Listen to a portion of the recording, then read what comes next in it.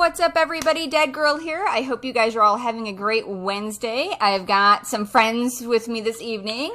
I have our lovely, lovely friend, that bitch Megan, as she requested to be referred to, and our friend John from Bad Moon Effects.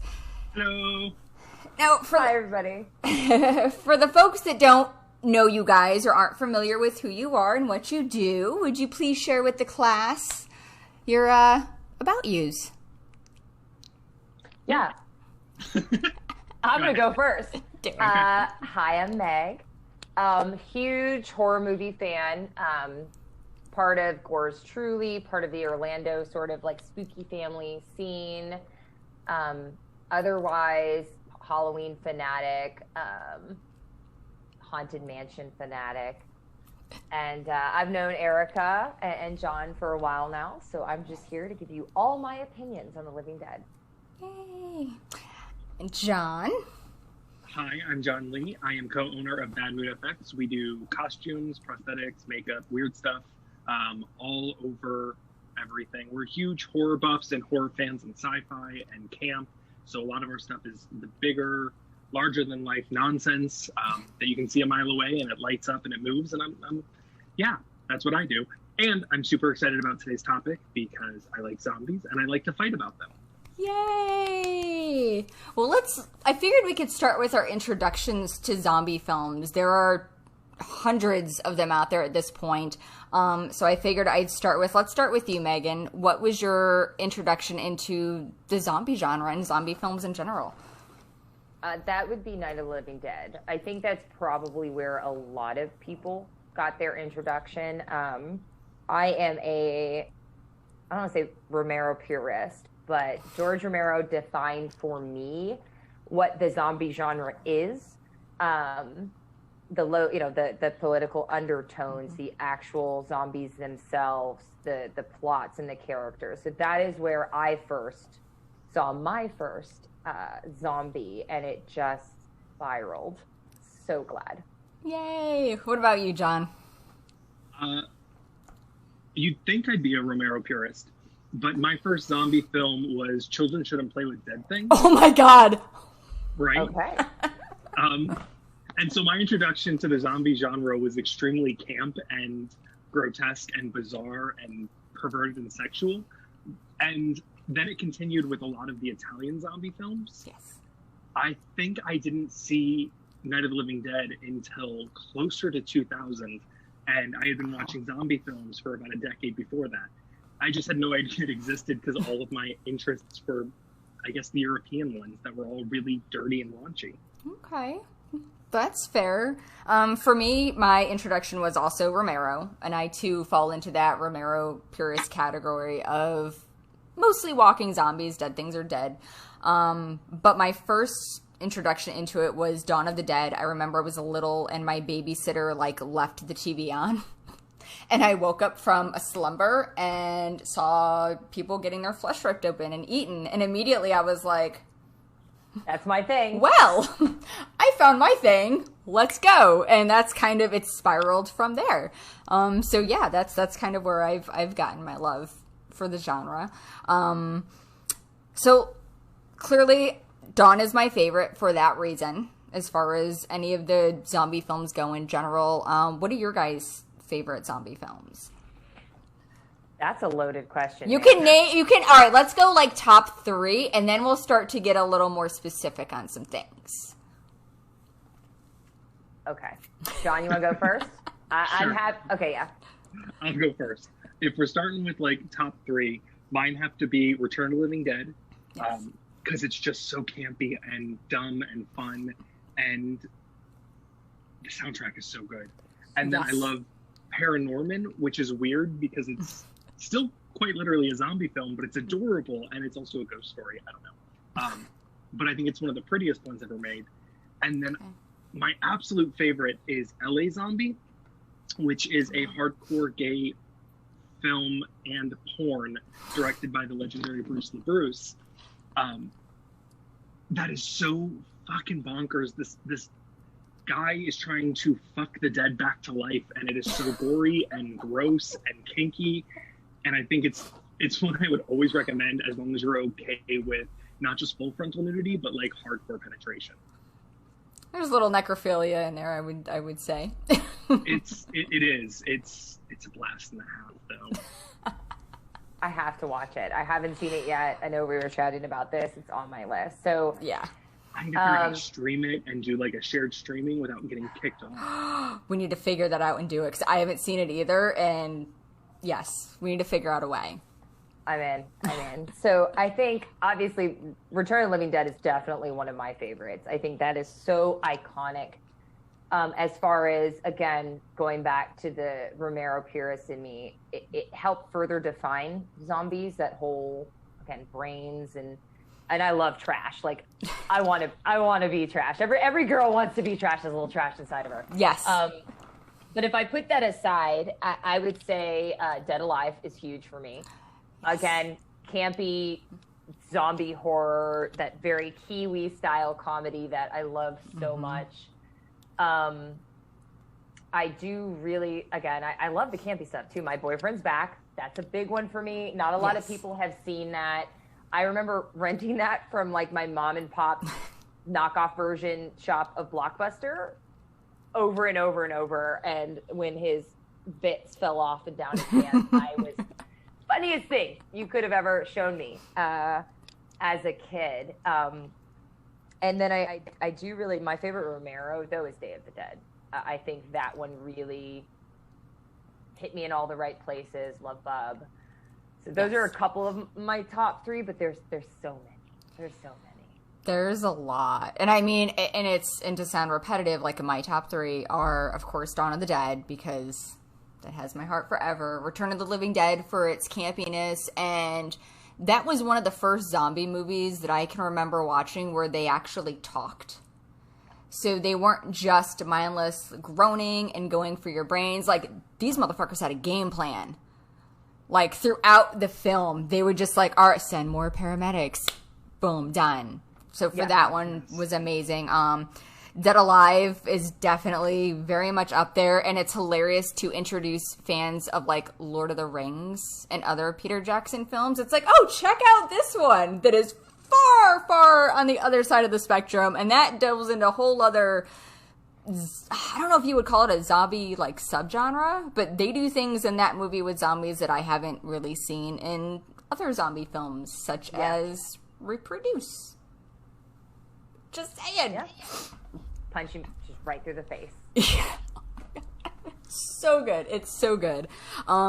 So it's nice that we all have a common love for most of these films, and it also brings a question to mind that I've thought about this answer a lot myself, and I know quite a few other zombie fans have this as well. As for you, what do you consider to be, like, what makes a zombie movie a zombie movie? I'll go. Yeah, I feel like you have more answers to this than anybody, so I'm going to wait.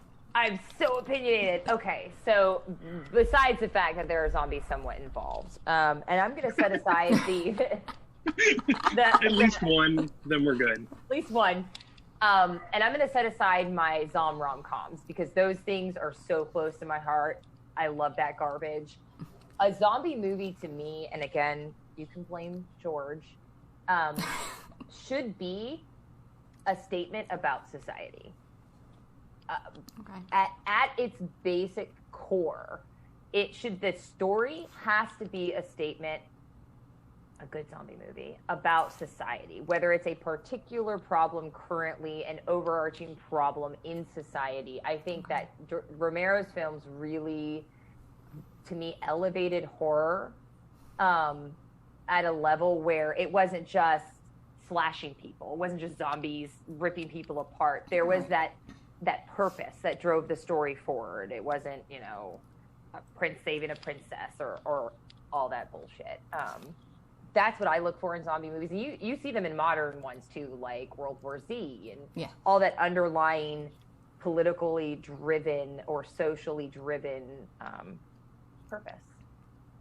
They're a lot deeper than just eating brains, man. Yeah, I'm glad you bring it up from a social perspective, because it's absolutely critical. A good zombie film unless you're just going an all-out like gore fest for the fun of it, and usually like a high camp gore fest, Right. it has to have some form of message. Yeah. Romero, every single one of his films tackled a different subject Mm-hmm. in a way that's like such a deep dive. And the whole concept of zombie, even if we run it back and do like the Haitian kind of legend of it, it's all steeped in people's understandings of each other and fears about colonialism. Early Romero films tackled heavily with race and the idea of colonialism. Queer people in zombie films do the same thing. And it's absolutely critical. And it becomes tricky when someone just makes a zombie film for a zombie without any other inherent story behind it and tries to do it in a serious way. And then it's just people running away from people, which we've seen. Right. It's a big difference between making a zombie movie just to make a zombie movie and to have the gore fest, which is fine. I'm all for that. But it takes it to another level when it touches on those political undertones, and especially with consumerism. And I'm bringing it back again to Dawn, because if you look at that film, they go to a mall.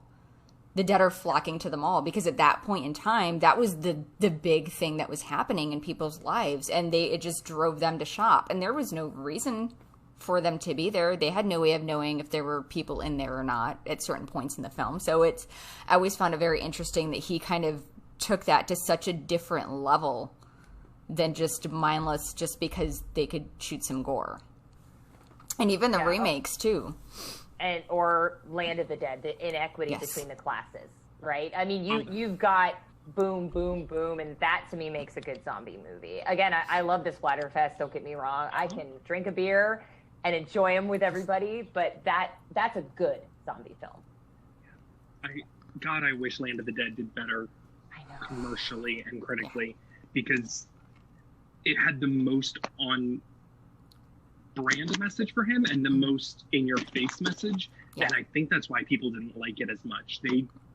There was too much truth to it almost. Yes, and the zombie was almost the lesser character in his zombie film. It should have been a magnum opus, and instead it burned out and we got, what was it, Survival of the Dead? Island of the Dead? Was it Island? I don't know. Anyway, the one with the cameras. Diary. Yeah. You're thinking of Diary. Diary. Yeah. Which very much, oddly enough, reminds me more of today's society with everybody on YouTube and doing all these social platforms and having to film everything. It very much reminds me more of like today's world than anything, which is weird because it was made, a hot second ago. Yeah. Again, I could talk about Romero forever, and I'm sure you don't want to, but I'm telling you, John, you hit the head on the nail, whatever that phrase is. When you said that the monsters weren't the zombies, and I think that is a good zombie movie, right? Where they're there. They exist, they're around, they're part of the chaos, but the story is driven by people. Horror owned by humanity. We'll take The Walking Dead, for example, the show that's been on for God forever now. In the beginning, like 8 seasons ago. I agree, but in the beginning, it was very much like everybody got excited because it was a zombie show, and the more you watched it, the more you realized that the zombies weren't necessarily in your face. They were more background, and the people in the show were just shitty.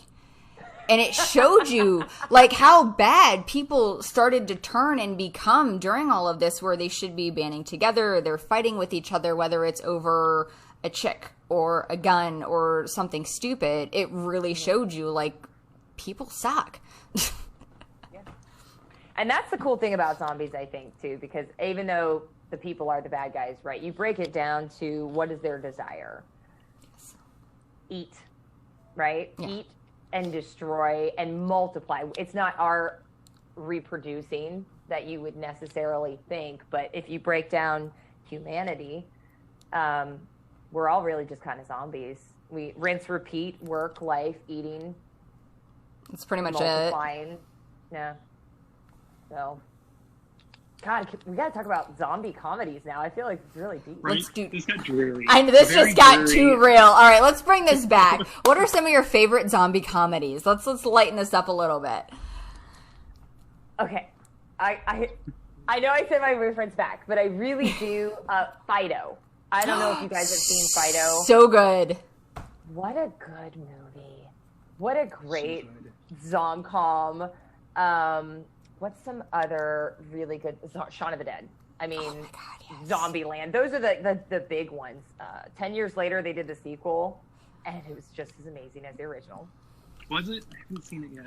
I was not a big fan of the sequel to Zombieland. I loved the first one so much, and I wanted to love the second one, and it was good, but it wasn't like as amazing as the first one was. Just for me. I know. I'm sorry, Megan. I'm sorry. I see the look. I'm sorry. But I loved Fido. There's a lot of people in the chat chiming in how much they love Fido and Return of the Living Dead. And Fido was amazing. Shaun of the Dead was probably the first, like, zombie comedy that was meant to be a zombie comedy, if that makes sense, that I saw. And I immediately loved it. I thought it was phenomenal. Would you say Reanimator is a zombie comedy? Because I found it hysterical. I would consider it a zombie comedy. I don't know if other people would agree with us on that one, but I'm gonna put that in that category. I think it's funny. It is. I think they knew it was being read as a comedy, whether or not they made the first one as a comedy. Every sequel that they made was clearly a comedy. Yes. So let's just roll it in with that. Okay. I'm not a huge zombie comedy fan. Zombie. Zombie. So, we'll go with it. Return of the Living Dead 1 and 2 are hysterical in that, like, high camp kind of way. Mm-hmm. And I love those. Zombieland was all right. I don't like the main actor, which makes it difficult. The child. Fair. What's his name? Not Tallahassee. He had a name in the movie. I love Woody Harrelson, but I love Woody Harrelson. Yeah, I can't remember. The little one. He annoys me. Because he always seems so confused. Have you seen Cooties? Yes, Like, Cooties was good. Cooties is great. And also there was that, okay, I guess I do like them, because Hulu had the one with Lupita Nyong'o. Oh, where she was the teacher. Oh, that was so good. What is that called? I think I saw that one. Oh, she is Why an do amazing... none of us collectively know? I'll have to go back and watch it. Somebody Google it. Amazing actress. I need someone in the comments to do this before I do. Somebody chime in the comments section. What is the name of that film? Little Monsters. Comment section can eat it. Oh, okay. That was such a great movie. Little Monsters is good. And again, it's... I love... You do love zombie comedies. You just like particular... You're specific about them. Flavor. Yeah. But I'll also never turn my eyes away from a zombie, like a bad zombie comedy that was intended to be serious. Like a lot of those, like, weird dollar bin zombie clown hotel kind of movies. Oh my god. I love those. Zombievers.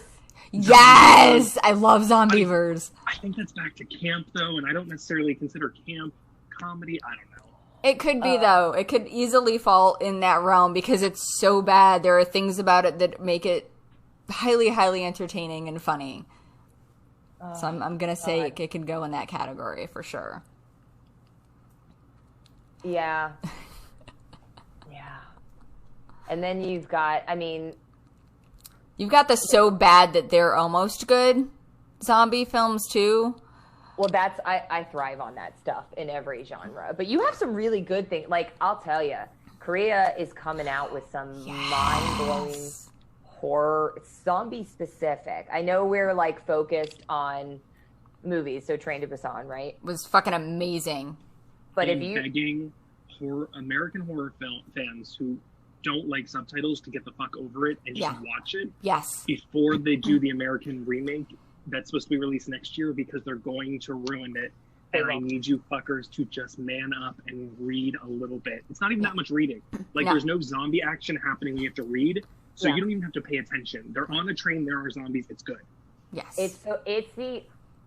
I think I can, like, 100% stand behind this. The only zombie movie I ever cried in. Like, and I'm not a crier, and it got me. It got me. It was emotional as shit. Like, it really was. I thought Eric was bringing me a cocktail, and it's a glass full of animal crackers. Cocktail glass. This is fine. This works even better. I'm happy with it. I love it. And I know we're talking about movies, but I am going to put a plug in for The Kingdom, which is also a Korean zombie show. You can watch it on Netflix. I started that. I haven't finished it yet, though. But I did start it. It's phenomenal. Netflix is putting out some good, very bizarre Eastern Asian horror right now. Yes. That is crushing the game. And I know this is supposed to be a zombie chat, but it's okay. Netflix is crushing. We can veer a little bit. Netflix is coming out with a lot of good stuff. Shudder's even coming up with like some really, really awesome stuff too, which makes me so happy and thankful for all the streaming platforms that we have because we can watch all of the things. Oh my God, these fools, sorry, you're all fools, I'm a fool, nowadays have no idea how much amazing cinema is at their fingertips, where like back in the day, I had to go to either Blockbuster or that mom and pop shop, and you pick things off the shelf, including zombie movies, based on the VHS cover. Yep. Those goddamn lenticular horror covers got me every time, and they're some of the best, like Dolly Dearest and oh, I love Dolly Yes. Dearest. And oh my God, yes. Rented them because of the goddamn lenticular cover. I was like, well, I'm hooked. Like 8-year-old me being like, it's the best thing ever. It's Jack Frost. I know every line to that movie by heart. Like, I only asked you for a smoke. Again, sorry, back to zombies, but yeah. Oh my God. So I just had somebody in the chat ask what Blockbuster is. Ooh. Bro. I love this. Hi, tiny child. I am over 30. So, back in the day, prior to streaming everything, you had cable. And if you didn't like cable, you could go to Netflix online and order DVDs. And they would mail them to you before you could stream them. So you had to wait a week between getting a movie in the mail. Before that, they had these stores that were like convenience stores, but full of movies. Just VHSs and DVDs on every wall. Yep. And you'd go in and shop like you would at, like, God, Best Buy doesn't even sell movies anymore, do they? Like they sell some. Their movie aisle. Yeah. Do they? So you go to, like, a Target with their movie aisle, but you can rent them. Yes. And the one I worked at we did horror for $1 if it was older than a year. Nice. So it was the best deal ever. And you could go and get, like, 5 or 6 of them and a bucket of popcorn and go home and watch them. And then you have to return them or get a fee if you don't rewind them. And I'm nervous if you know what a VHS tape is, but we're not going there yet. Be kind. Rewind. I think my most ideal business situation is to give up everything and open a movie rental store in the Midwest and retire out my days renting bad movies to just everybody. I will move and be your neighbor and be your number one customer. I will totally work there for free. Because as long as I can be mean, I'll work there for free. Yeah. We were always mean when we worked there. It's this weird, like, millennial bullshit where we, like, look back with the movie store. No one will ever understand the highlight of going to the fucking movie store on a Friday night to buy, like, 3 VHS for $6. And to get that new release that you've been waiting to hit VHS and running and, like, literally, like, shoving people out of the way to grab the last copy of whatever the hell you were picking up. And if it wasn't there, you didn't get to see it. Sorry. No, you'd have to wait like 2 or 3 days, depending on the rental time frame, for someone else to return it, and hope that you get there before somebody else. Yep. And you never get to know what you're getting because even though you can read the back of the box, 9 times out of 10, no one has ever seen the movie, especially in the horror section. Oh my God! No one has ever actually seen that movie. So you are renting it because there is a bloody doll on the front, and you're like, "Ooh, that looks creepy." And then you found out you rented Pinocchio's Revenge, and it's terrible, and you cry, but you finish it because it costs $2, and Grandma will beat your ass. And you are committed. Committed. So that's so okay. I love it. Now somebody mentioned Michael Jackson's Thriller, which of course was also in the beginning of my introduction as a youngling to horror, and that was like my favorite thing ever was watching MTV and that video coming on. I was just like, yes. See, I love Vincent Price. Like, yes, weirdly obsessed with Vincent Price. So that you can blame specifically that movie or music video. Music video. For a lot of people in the horror community's obsession with him. Not just his great movies, but the voiceover he does in there is phenomenal. Phenomenal. Look it up on YouTube, boys and girls, if you have not seen it yet. Number one, what is wrong with you if you call yourself a horror fan? Number two, go look it up on YouTube. It is amazingly phenomenal. It is. Just saying. And on the topic of zombies, I'm sorry if you were going to bring this up, You're but good. we feel the same about this, and I have a lot of opinions. There are zombies, and there are other creatures that people like to mesh into the zombie mold. Realm. And they don't... Go on, Meg. I'm going to go take a cigarette break. So let's throw this, because I've got a couple comments in the chat, which is bringing us to this good point that you're coming up to, is there are a lot of films that are being thrown in with zombies. For example, one of my all-time favorite movies, Evil Dead. It is not a zombie film, that is a possession film. They are deadites. It is a possession film, and they're deadites.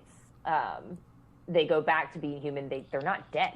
To be a zombie, you literally have to be the living dead. Right. It's not a state, a temporary state of existence. It's a state of permanence. There is no coming back from being the living dead. Right. Your arm isn't immediately grow back for you to go, I'm fine, within a half a second of a shot.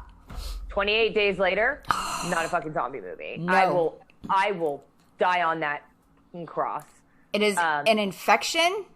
It is a disease, and now it could be argued because zombies could be considered disease, but let's be honest, you are alive when you are infected with the rage virus, and you are nothing but a pissed off person.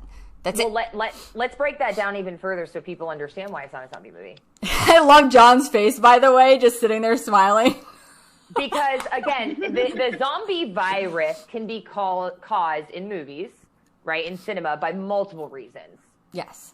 Meteors, governments, messing with things. This is a rage virus, and it's a rage virus because in 28 days later, the infected starve to death. Why do they starve to death? Because they're hungry? They don't eat human flesh. No. So if you want to break it down, zombies consume the flesh of the living. Return of the Living Dead gave reasons and purposes for that, whether it's brains, and gave the whole backstory. But they never eat or consume flesh. They simply beat you to death. And they beat you to death. Like, and literally. If you watch the sequel, there's literally rage-infected individuals starving to death, okay? Mm-hmm. If you can starve to death, you are not dead. You are infected, right? Yes. The number one rule for a zombie film to have zombies is that regardless if it's a virus, like that movie, like the Resident Evil franchise, if you get infected, that's fine. You have to physically die to churn. Yes. And you cannot ever turn back. And that's the critical component, is that while, what were we talking about? You don't get better from being dead. Right. And they may never get better. The infected do not get better, but they do not die. They do not physically end up deceased. And then reanimate. Rise. Even seconds later, if you play by Resident Evil rules, they quite literally have to die. Yes. Now, is there an exception? I don't know this off the top of my head, and maybe the chat knows this and I can't see it, so you tell me. Okay. What you got? It's a romantic zombie, warm bodies. Warm bodies. Did that dude get better? I haven't seen it in a while. I haven't seen it in a long time either. I think he does towards the end. Wasn't there? I almost want to say something happens and he's more aware as a zombie, so he's more of a thinking zombie. Dead. Is he still dead? I believe he's still dead. Thinking zombies. Again, go back to Romero, Land of the Dead, like that. Right. The evolution of zombies, where they start to think again. They're relearning what they had before they died, basically. Yeah, but I agree. It's not a zombie movie. It's just not. Again, I don't care how they got infected. Girl with all the gifts. Yes. Girl with all the gifts. That was a fungus, right? Yeah. Cool. Right. I'm cool with it. So good, by the way. Oh, it's so good. If you haven't seen that movie, anybody who's watching, it is awesome. Fantastic. And it also has a lot of underlying social political social, commentary. Yes. social commentary. Like, I mean, again, Absolutely. good zombie movie has this. Train to Busan. I mean, Yes. good stuff. It makes I you think more. One of the problems we're having in the zombie genre collectively for probably the last 15 to 20 years is the same problem we had in like the slasher genre, is that because horror films are so cheap to make and churn a very large profit on almost no budget comparatively to any other genre. If it's done half-assed, it's cheap to make. If it is done well, it's not as cheap to make. Halloween was one of the... See, I'm going off of gore. I'm going off of gore and special effects. From the gore and special effects standpoint, it's great. Not as. I just saw you get so excited, and I think we need to have another chat about that in particular. I think we do too. That is a separate episode. So it's the same thing that happened in like the slasher genre. So the slasher genre developed the rules of a slasher film, and it's don't have sex, don't drink, the final girl. What happened though is every other genre of horror, especially in the 80s and 90s, started adopting the rules. Right. So suddenly you have a possession movie, but the slut is possessed first and dies first. And it was never a slasher. Zombie films were incredibly lucrative in the late 90s, early 2000s, especially with the Dawn of the Dead remake. So of course now everyone is trying to find a way to create a zombie film and trade it a new way that's all fun and different. And it's just because it's easy and the story writes itself. You just need white people and the living dead, and that's the end of Hollywood's idea of a zombie movie. Yeah. Pretty much, yeah. I will agree there. You're Can we not talk wrong. about the remake of Dawn of the Living Dead and how much I loved it and how I'm not super excited about the new one? For the Dawn remake? I love the Dawn remake. We can talk about this. Beautiful. I fucking hate it so much. I love the first 10 minutes of that film. The First 10 rest, minutes are the best. that's it. First 10 minutes, phenomenal. Other than that, I'd say the last 10 minutes. Those are also good. What is that guy's name? Richard Cheese? Richard Cheese and Lounge Against the Machine? Are you fucking kidding me? That was my exposure to Richard Cheese. That last 10 minutes, I was just like... It's such a good song, and to watch him perform it live is hysterical. Why don't you like it? I'm Her curious. favorite movie is the original Dawn of the Dead. Okay, like, so right? I enjoyed the first 10 minutes of it solely because it gets more into like shit hits the fan and it shows you that stage of like where it's actually starting to hit. So it hasn't quite gotten there yet. Whereas in a lot of films, you're already in the middle of the apocalypse and like stuff's already happening. So, you meet this couple. That's great. You get to know them as they're alive. And then little neighbor girl breaks in and boom, like done. That's it. It's done. Phenomenal. Absolutely loved it. Had they called it by a different title, I may have been a little more open to it. I fucking hate running zombies with a passion. I am not a fan, with the exception, and this is where I make no sense, and I make no apologies for my inner logic. I am good with non-American zombie movies and them running. I'm not good with American zombie movies and them running. There's something about it. I don't know why. I don't know where the logic is. Don't ask me because I can't. But I am very much under the mindset of like, they're dead. They're slow. They're not going to be sprinting. If you've been dead for a month, you are not going to be sprinting down the road at people. You're going to start to decompose. You're going to start to become a lot more lethargic. So in a lot of these films, they're like 6 months later and these zombies are still sprinting.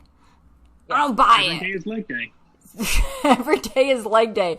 I think that is what gets me the most because in reality, like, it's not going to happen. And I mean, granted, I'm not saying zombies are going to happen. Maybe. It's not my preference either. I agree it's not my preference. It doesn't take me out of it necessarily, but I'm with you that, again, growing up on Romero, slow, and the fear is the masses, the horde, right? Yeah. It's the public. You have one zombie coming to you. You can handle that, but when you get the hordes, couple hundred on all sides, that's terrifying. and it's also the fact I think as well of like your own failing as a human Because at that point, when you start to get scared, you have your groups of people that are in that fight or flight mindset, where some of them can think logically and they can act immediately, and then you have your people who can't. And that one zombie may be their own downfall because, like a dumbass, they're grabbing a hose instead of a shovel. You know what I mean? So it's, I don't know. I don't really have a good logic, but that's just, I look at it from different lights because I grew up with the slow bees, and it doesn't make sense to me that you can sprint after being dead for 6 months. It just doesn't. I don't necessarily mind the fast-moving ones. I think because so many zombie films, especially today, are doing this, like, slow stories with one zombie following one character across the land, and he's learning how to be a better father through this experience. I don't give a shit. I get what you're trying to do, but it's so boring that at least the fast-moving zombies, even a bad story, at least it's like energetic and peppy and things are happening. Right. World War Z. And World War Z deserves a lot more credit than it gets. And if you haven't seen the director's cut with all the blood effects, give it a shot again with that, because they don't cut away. Studio interference was a nightmare for that movie, and it deserved better. But they do the running zombie. The zombie part of that movie is phenomenal. And the way they treat them in the horde mentality, and they progressively age and they don't keep running. The ill, the sick, the old zombies are slower. Right. Yep. It works. I think for the longest time I was obsessed with fast-moving zombies because I thought anyone who died from a slow-moving zombie was an idiot. A lot of these movies, it's always no. And in all these movies, it's like, you shouldn't go outside at night. Oh, and now you're dead because for some reason he was 20 feet away, but you couldn't like boogie at a faster speed.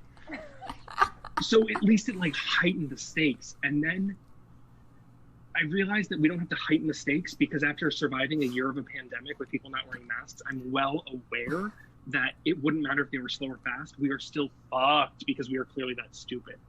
Yeah, agreed. And that's what I was going to say. Listen, I literally run into my wall, which hasn't moved since I moved into this house. And yet I turn a corner and I hit my shoulder every time. So I think that's every time. And on World War Z, and the book is phenomenal. Oh, the book is fantastic. Read it if you haven't. Yes. And also listen to the audiobook. It's a full cast recording, including Mark Hamill and Henry Rollins. Yes. I didn't know that. Okay. Well, Henry Rollins plays a priest in the audiobook, and I just want him to bone me. But the zombies were fast in that film, but there's certain things that I did like, and that was in the book too. It's just the way, again, parallel to the current pandemic, different countries, different areas handled the zombie apocalypse, and you see it now with COVID, how different countries handle a pandemic, and that was probably might be the first zombie movie I ever saw that wasn't solely focused on a group of characters. It was, yes, there are these characters, but here's what's going on in this area and this area. And I thought that was phenomenal. I mean, I think that really expanded everybody's view. I mean, you saw what North Korea did. Pretty aggressive, but they survived. And it's, again, on brand, right? Right. Correct. It's terrifying because they are currently doing that there with coronavirus patients. So, yeah. Free North Korea, please. Good. Yeah. But again, political, social undertones in zombie films. I mean, that's what should be driving these movies. So. Okay. It's okay. It's totally fine. Trust me, I love a good tangent. Where do we collectively stand on fast versus slow? Are we all agreed that we can take it or leave it across the board? That shouldn't answer any questions. Yeah, I'm meh. Yeah. Meh. I know some people have. I have a preferences.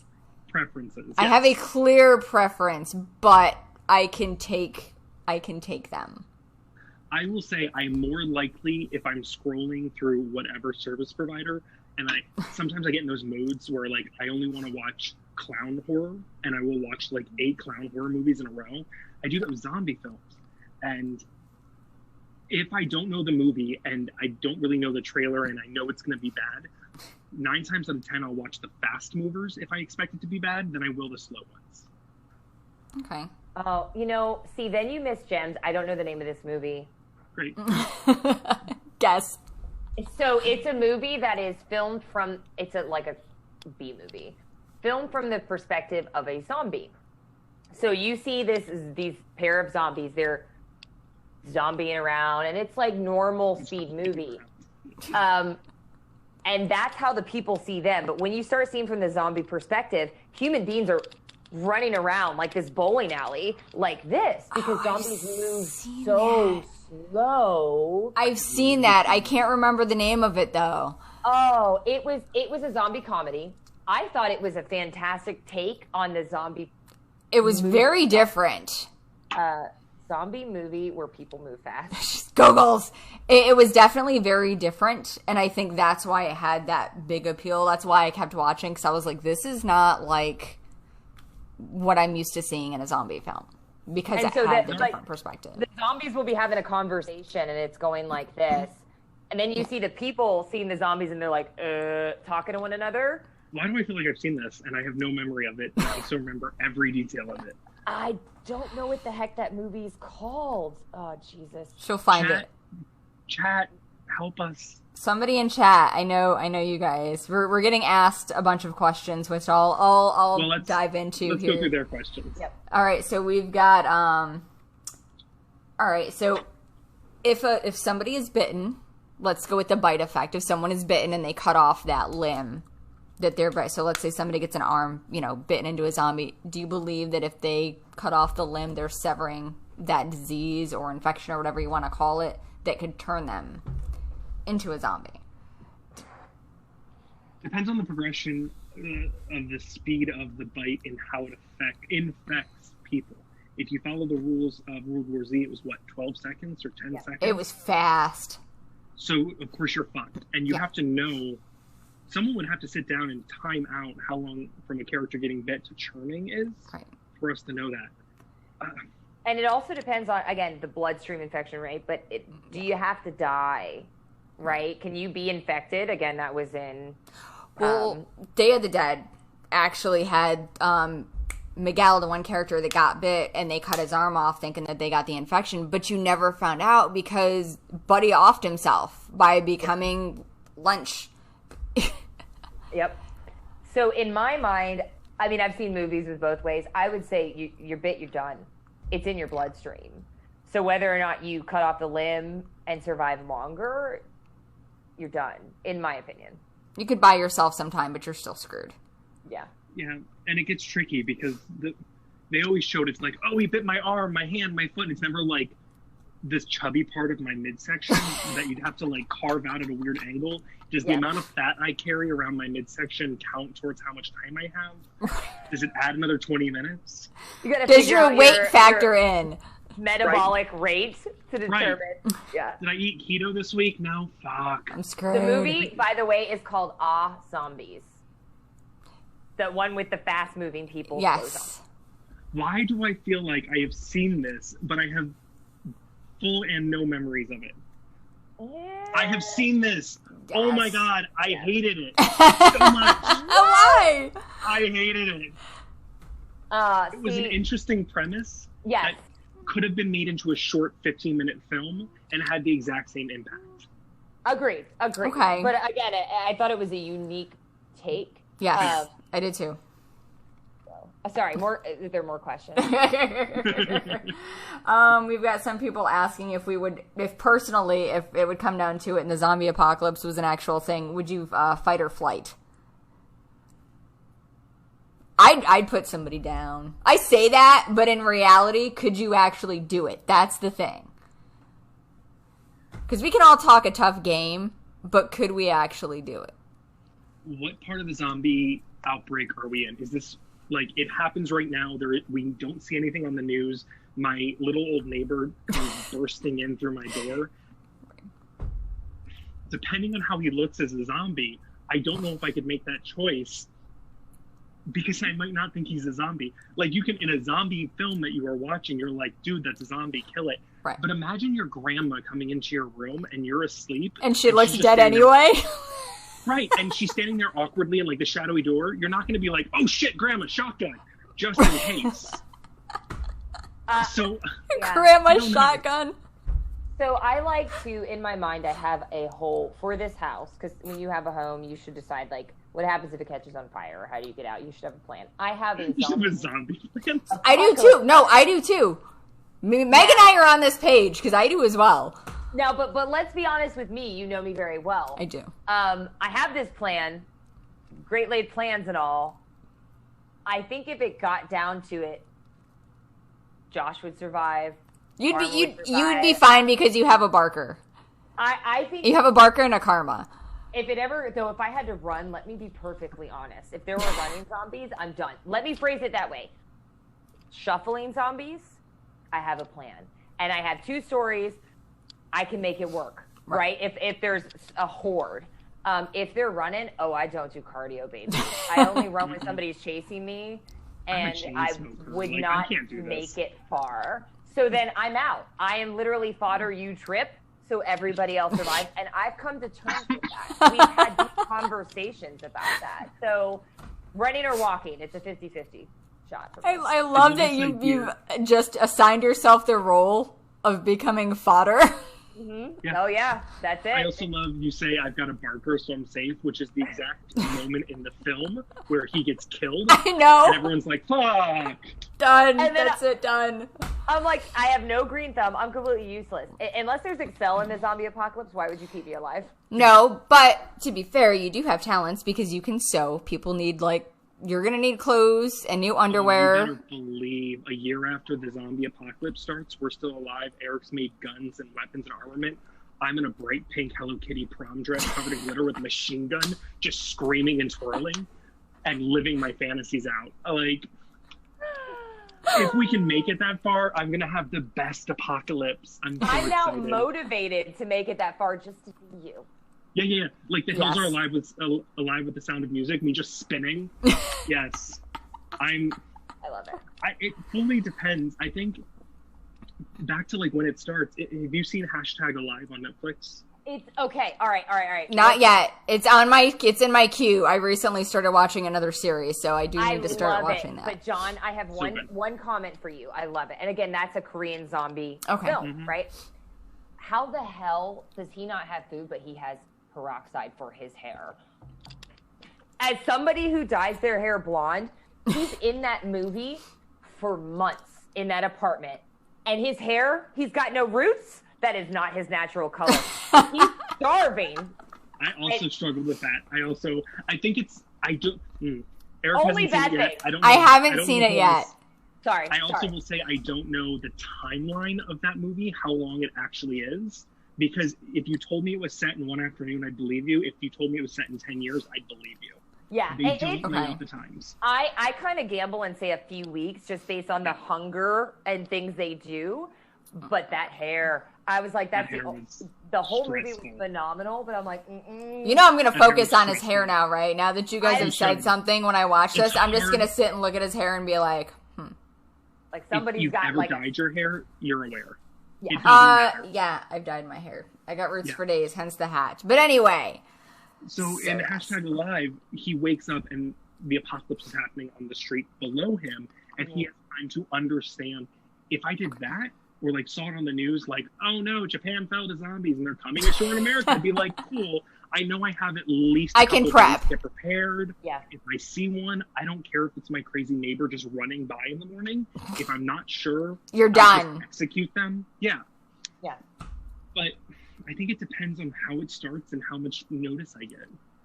Yeah. That's a fair point. That is a very fair point. If we're notified, in your scenario where it's happening over in Japan and then we're all like, oh shit, it's on. Very, very different. We have that prep time. But if it's all of a sudden your neighbor's running into your door and you don't know what's happening and you look out and she looks fine, you're going to open the door because that's someone at your door. So first off, no, I'm not. I do not like people. Robert Frost said fences make good neighbors, and there you go. 2, with the age of the internet and social media, which again in #Alive and all those movies, we would know immediately. You would, unless you're at that ground zero, like John said. If you are patient zero, you're screwed. Yeah, you're screwed. But you also have to remember, in almost all zombie stories, zombies don't exist as a pop culture reference in their world. They Right. have no idea. So we're talking about this in an entire hour-long thing dedicated to this about whether or not we would survive. Now we have to pretend we were doing like a 10 Things I Hate About You video and had never seen a single zombie film. love you, baby. Such a good film. But if they never existed in our world and then talk about whether or not you could survive is a different kind of conversation. Yes. The opening of the remake of Dawn of the Dead is the best part of the movie, that first 10 minutes. But imagine you were watching a romantic comedy about a hardworking nurse getting home and spending the night with her boyfriend, and then it cuts to that zombie film from her perspective. That is a totally different experience. It is, Yes. and I 100% agree with you. And then I think of, and I can only think of like vampire movies, right? I don't know. Even though we know about zombies after COVID-19, I'm no longer convinced the population would survive. Even if we knew, hey, this is a zombie, you're going to have the guys on YouTube filming with zombies. You're going to have people who don't believe it exists. You're going to have the deniers, and it's fine. It's a fad. It's fake news. people who make poor life choices are going to screw it over for everybody else. I think I've lost a little bit of faith in the general population. And they're going to come out on top, too. Ugh. Yeah, That's so the we're worst. all screwed because those people are all going to get bitten, and that's how it's all going to go down. But see, I'm your fodder, so you're welcome. No. Yeah. I could open a Blockbuster in the apocalypse. I can still live out my fantasies. You can. You could. It'll be like instead of a drive-in underground like cinema, I'll come like sneak through all the states and watch VHS. Yes. We'll road trip. I'll pick you up on the way. Good. I've seen your car. I don't think we'd survive in it. My new car totally would. Oh, no, I haven't seen your new car. My new one. Is it like totally tanky? would. It can be. I can tank Okay. it out. I could tank it out. If I needed to, I've got I could rocket totally launchers, tank it out. whatever. It's fine. I got thought you shotguns. said- It's fine. I thought you said we can't get out. I'm like, what are you going to child safety lock me? No, but I know how you are with directions, so I would pick you up so that you don't have to worry about it. That is very fair. Again, a reason why I have a Barker. I don't know where I'm going. If I have to leave the house, I'm screwed. I have a plan for staying and one for leaving, but that's more like pretty weak. So. We have a bug out bag, and it does Oh, have yeah. things that would work depending on the apocalypse. It would work for like, oh no, nukes are falling. We've got to like Yep. be prepared to build shelter to. Right. That shelter tool is also great for brain smashing. Yeah. Hence- Everybody should have, anybody who's watching, a bug out bag, regardless of what actually is going to happen. And You want to multi-purpose fill it tools. with 2 pounds of crickets and 3 pounds of mealworm. And that's That the was the other thing dumbest too. fucking Like, joke. you also need to have multi-purpose tools. For example, like my favorite go-to is a crowbar. Why? You can use that damn thing for just about anything, from bashing brains to jimmying a door open, whether it's a car or an actual, house door. It's got functions. It breaks the glass. It checks my boxes for the most part. So I was going to say things like life that. straws, but I also like crowbars. I do enjoy a good life straw. A life straw That's is something important we to must have as well. Yes, but a crowbar is always like my list. I love the conversation about survivability of a zombie apocalypse because it's always the people, like, you have these conversations at public bars, and the one guy is always like, I'd survive, and you look at them and you're like, No, you wouldn't. you're not going to survive the night, let alone an apocalypse. Like, I have watched you snort and smoke so many things you shouldn't have today, and You're now done. you think you're going to do that? And it- Take a nap. In general, they got that I wish you would face. You're like, oh Yes. yeah, everybody's going to fuck with you. And I've got some other questions coming in here. Okay, so here's a couple of good ones. What would you do if you got bit? Oh, just done. Yeah, I, put me out. Fodder. If I could be useful in being that fodder, that's what I would do. If I was stuck home with my family, I would ask them to put me down. We've had this conversation. So there's a children's book I got my daughter when she was little. It's called That's Not Your Mommy Anymore. Oh my god, I love It's this. actually wonderful. It's made for children, beautiful graphics, child hiding under the bed. But it's really good to open up to that conversation. Like, yeah, that's not your mommy anymore. Take her out. Right. Or if somebody else takes her out. It's fine. Yeah. That's it. If I'm bit, I'm done. I'm not infecting people I care about. Exactly. I might not kill myself right away. It depends. If it's a slow acting, if I'm not going to immediately die and it's slow acting, like I know I have a couple hours, and I'm surrounded by an audience of at least 3 people, I'm going to at least get a lot of attention first.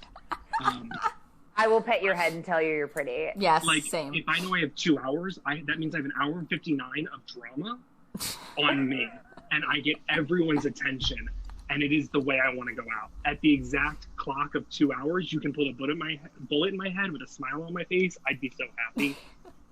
I love it. Love it. I would definitely, I would ask that I be taken out. Fodder is I like the fodder idea if need be. If it were a dire situation and I get bit and you try to save me, like, don't bother, because I'm not coming back from this. It doesn't matter at this point. You're done. Yeah, like, I've even told JD, I'm like, look, man, if it goes down and I get injured in any way to where I'm going to slow you down, just leave me, just go. And he's like, no, I'm not going to. I'm like, just go. Yes, you are. Just go, because I'm just going to slow you down. You gotta survive. I gotta save my woman. Yeah, no, and I love him for that, and it's such a sweet sentiment, but just leave that dead weight behind. Exact opposite. I break and break my leg, twist my knee, be like, bye. Yeah. Deuces. And we're okay. I said, you help karma, you keep going, I'm out for the count. That's what I told know him. for a fact if he falls and shatters his leg, and they're speedy enough where I don't have time to, like, grab him and go. Have a cigarette, pick him up, get him in the car. Priorities? I like how your priority is have a cigarette and then pick him up and put him in the car. In all honesty, I just learn anything from this. Like, I would, if I didn't have that kind of time, I gotta go. But if I fell and broke my leg, while I know he's smart enough to run, I would scream after him, "This is your fault. I hope you suffer." Like, I'm aware, and I would laugh too. I think it'd be hysterical, and you just hear that and then cackling through the woods. But I'm not dumb enough. If I can't survive, I'm not. Yeah. No. If I'm gonna hold you back, it's fine. Just take me down. It's okay. I'm gonna kill you. Is that okay? Okay. Through romance. And that goes to the other question. Like, would you put your partner down or a family member if they got bit? 100%. Dude. Yeah. I love my husband, and I would love to be able to, like, Shaun of the Dead him and have him chained up playing video games next to me at the end of the day. But, honey, I know you're watching. If you try to eat me, I'm sorry. Like, there are so many bad comments in the chat now. You opened a can of worms. If it goes to that sense, I'm either gonna take you down or I'm gonna try to, like, lock you somewhere and then I gotta go. But I love you. I'm fine. I kill. Yeah. Like, if we're at that point where this is truly happening, a lot of allegiances fall away, and my cousin I haven't talked to in like 4 years, who shows up in my house and then the zombie apocalypse happens, would be like, "Bye, Methy, you gotta go." Right. I'll be fine with it. Like, sorry, no, it's not happening.